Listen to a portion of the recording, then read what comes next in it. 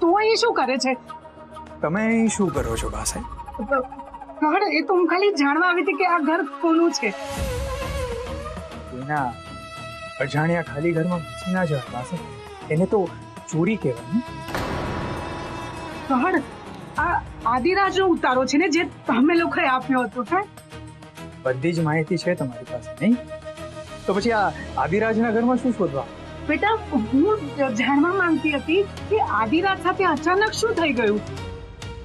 બસ જુઓ ને, કોઈ છુપો હુમલાખોર આવ્યો ને એને મારીને જતો રહ્યો. એમ જ જેમ મારા ભાઈ ભગતસિંહને માર્યો. બેટા, જેમ તારો ભાઈ ગયો ને એવી રીતે મારો દીકરો પણ ગયો છે. એ વાત તું કેમ ભૂલી જાય છે? હવે સમજાયું ને તમને કે પોતાના સ્વજનને ગુમાવવાનો તરફડાટ કેવો હોય? પ્રતાપ સાથે જે થયું એ વાતનું મને સખત દુઃખ છે. હું જાણું છું એ વાત તમે ભૂલશો નહીં. એ વાતનો વેર તમે ચોક્કસ લેશો. ના કર બેટા, તું એ મારો દીકરો છે. તું એના માટે નથી આવી. તો પછી શેના માટે આવ્યા છો? કર, મને હરિરામે કહ્યું કે આ આદિરાજ તારા અને ગંગા ઉપર ખૂબ અત્યાચાર કરે છે. એ જ્યારે મેં સાંભળ્યું ને ત્યારે હું ખૂબ રડી.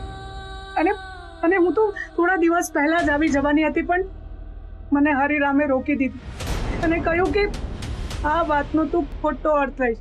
અને જો અત્યારે પણ તું એવો જ અર્થ લઈ રહ્યો છે કે હું કોઈ સ્વાર્થથી અહીંયા આવી. તો પછી અહીંયા આવવાનું કારણ કંઈ બીજું છે? મને ખબર પડી કે મારી મોટી બહેનનો જીવ જોખમમાં છે. અરે એ વાત સાંભળીને મારાથી રહેવાયું નહીં, એટલા માટે હું અહીંયા આવી ગઈ. તારે જે સમજવું હોય ને એ સમજ. પણ બેટા, આખરે આફતના સમયે પરિવાર એક ન થાય તો બીજું કોણ થાય કે ને કહડ. એટલે તમારી મોટી બેન સાથે શું થયું હતું એ શોધવા અહીંયા આવ્યા છો ને? ના, આદિરાજ ખૂબ જ ભેદી માણસ હતો એ મને ખબર હતી. અને હું કાંઈ કરું ને એ પહેલા તો કોઈએ એને મારી નાખ્યો. અને કહડ બેટા, મને એમ કે ને કે આદિરાજ જ્યારે મર્યો એ પહેલા તને ક્યારે મળ્યો હતો? એ તમારા ઘરે આવ્યો હતો ને ત્યારે તમે રાતોરાત ક્યાંક ગામની બહાર જવા નીકળી. એ સવારે એ અમારા ઘરે આવ્યો અને એણે મારી માને ઝેર પીડાવી દીધું. બીજું કંઈ પૂછવું છે તમારે? એ અમારા ઘરે આવ્યો તો એ બરાબર જાણું છું. એ પણ જાણું છું કે તમે અહીં શું શોધવા આવ્યા.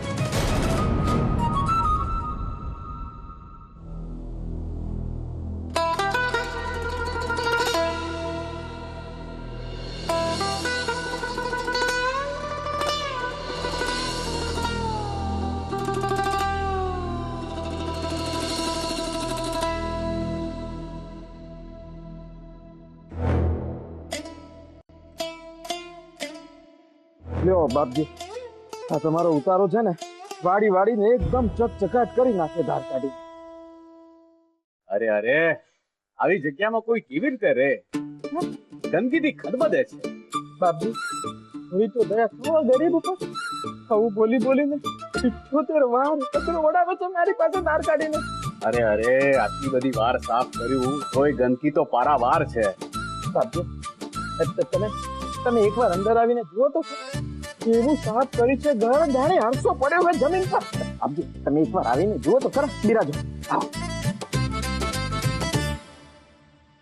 આવો બાપજી, એકદમ ચકચકાટ કરી નાખ્યો. આ તમારો ઉતારો જોઈ લે. આવો બાપજી, યાદ તો જુઓ. અરે અધકરવી, મેં કહી દી તને જમીન સાફ કરવા માટે કીધું. અરે હું તો માટીનો જ માણસ છું અને એક દિવસ માટીમાં મળી જવાનું. માટીનો વળી શેનો ડર બને? ઓ માટીના માણસ એટલે કે ઓ બાપજી, પહેલા ના કહેવાય આ કચરો વાડીને મારો વાહો ભાગી ગયો ધાર કાઢીને. મેં કીધું તારા મનમાં પડેલા સુવિચારોનો કચરો અને આત્મામાં લાગેલા દગાખોરીના બાવાજાળાને સાફ કર. આ કાગળિયા શોધવા આવેલા ને?